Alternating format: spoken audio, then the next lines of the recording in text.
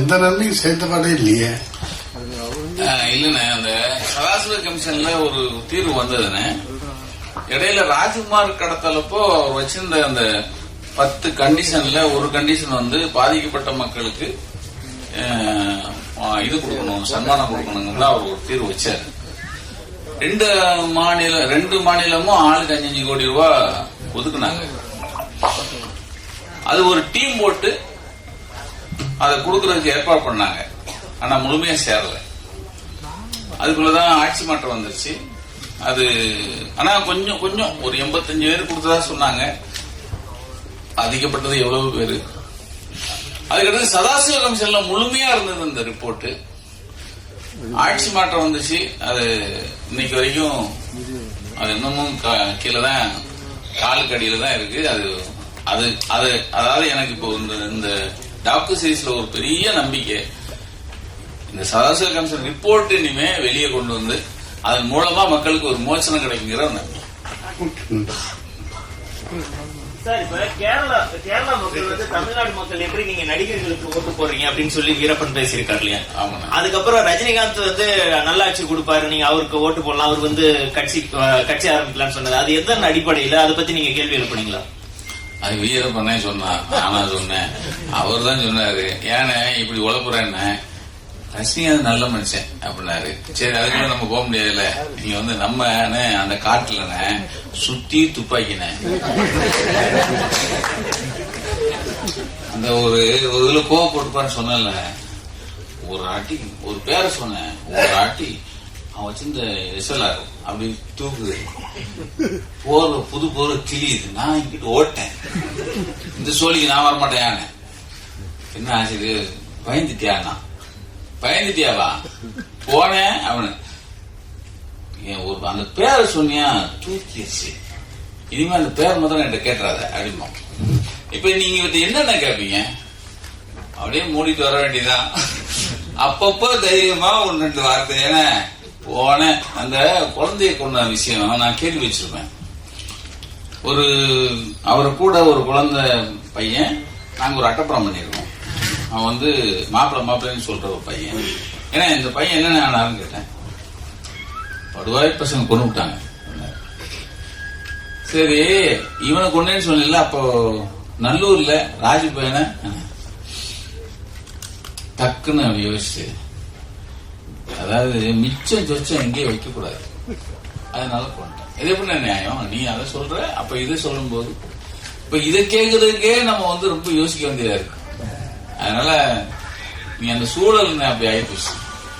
Sir, உங்களோட portions எல்லாம் நிறைய காட்டல, அதை பத்தி நீங்க கேட்டீங்களா? நீங்க போனது அதெல்லாம் இன்னும் நிறைய காட்டல, அதெல்லாம் இல்ல இதா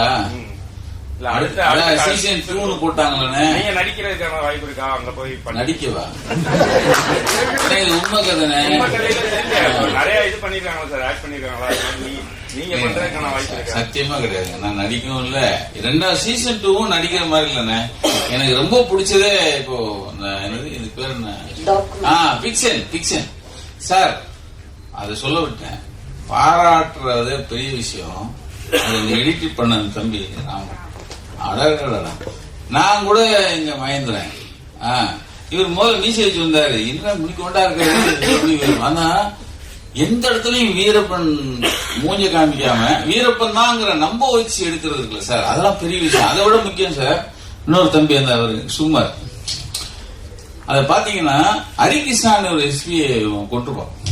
வந்து அதே மாதிரி சீனிவாசன், இந்த கேரக்டர் பாருங்க, உண்மையிலே சீனிவாசன் அப்படித்தான் இருப்பாரு.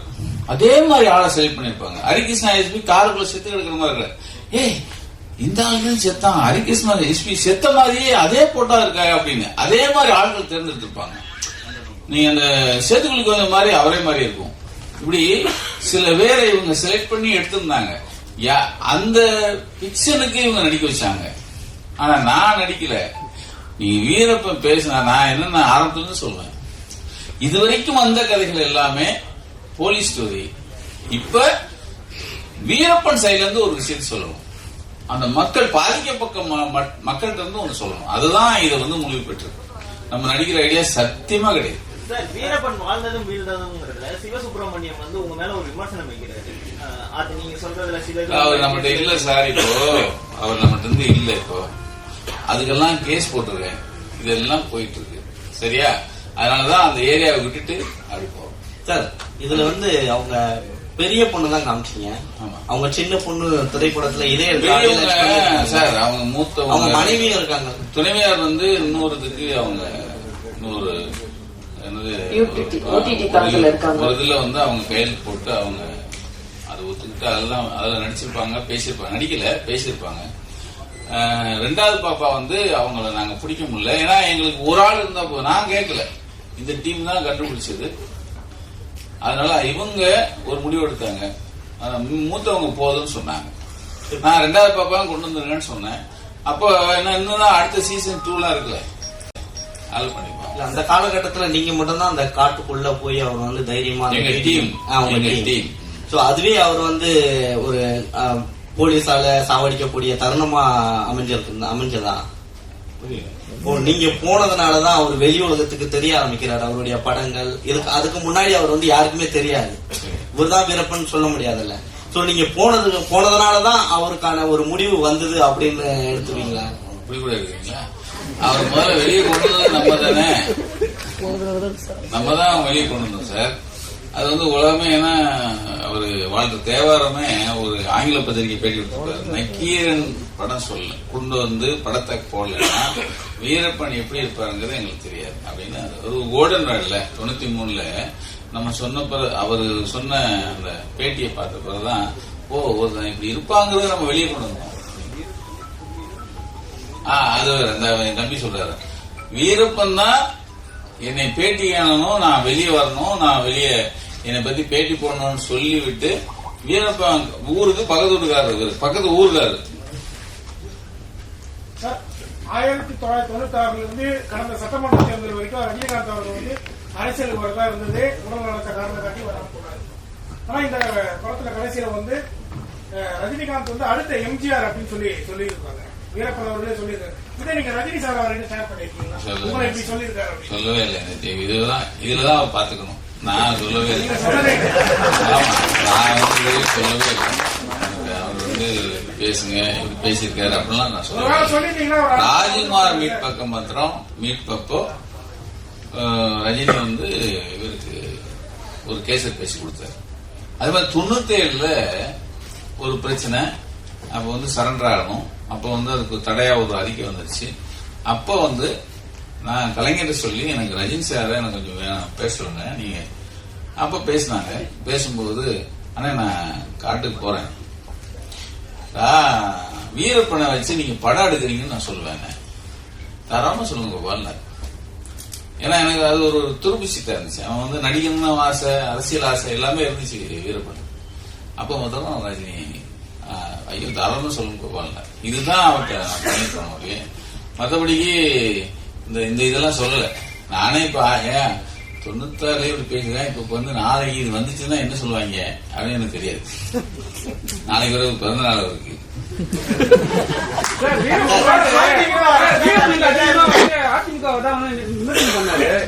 தம்பி சாவு சார் அவர் ரொம்ப பாதிச்சது சார்.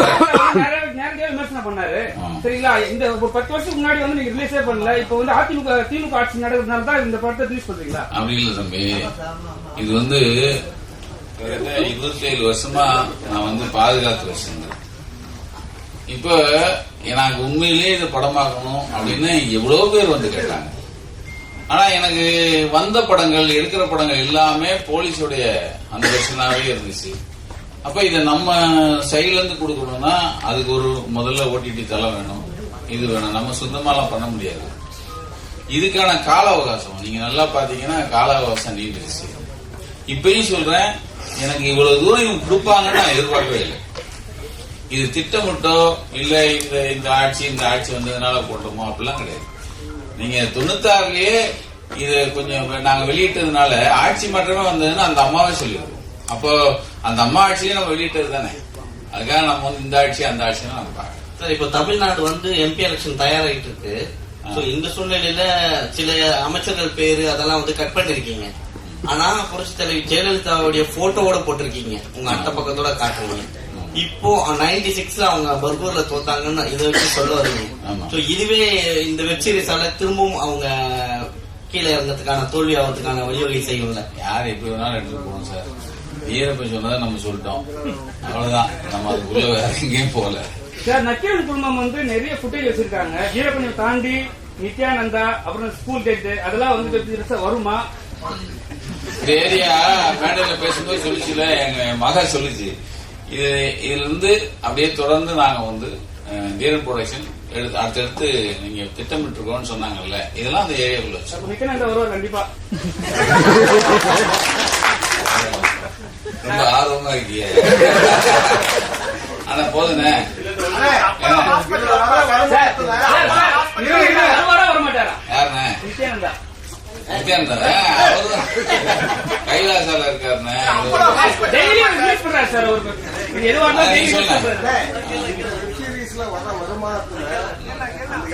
மாநிலத்தால பாதிக்கப்பட்டவங்களுக்கு நீங்க ஏதாவது பண்ணுவீங்களா? கட்டாயமுங்க, அது ஒரு திட்டம் இருக்கு. நான் பேசிட்டு இருக்கேன். அதை அப்படியே G5 பார்த்து நீங்க சொல்லிருங்க. அப்படியே எங்க வயிற்று கவுத்துக்கு சொல்லிருங்க.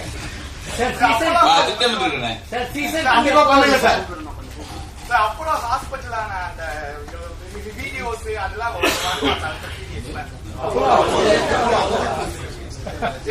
நன்றி, வணக்கம். சந்திரன் சிறப்பு சேர்த்தமைக்கு இப்போது ஒரு குரூப் போட்டோ வீரப்பனாக காட்சியளித்த எல்லாரும் நன்றிண்ணே. முக்கியமா இந்த பிரஸ் மீட் நிறைய பிரஸ் மீட் வந்திருக்கேன். பெரிய தலைகள்லாம் வந்து இந்த பிரஸ் மீட்டை கௌரவிச்சதுக்கு நக்கீரன் குடும்பம் சார்ந்து அவங்களுக்கு எல்லாம் வணக்கம். பெரிய ஹெல்ப். ஒரு குரூப் போட்டோ எடுத்துடலாம்.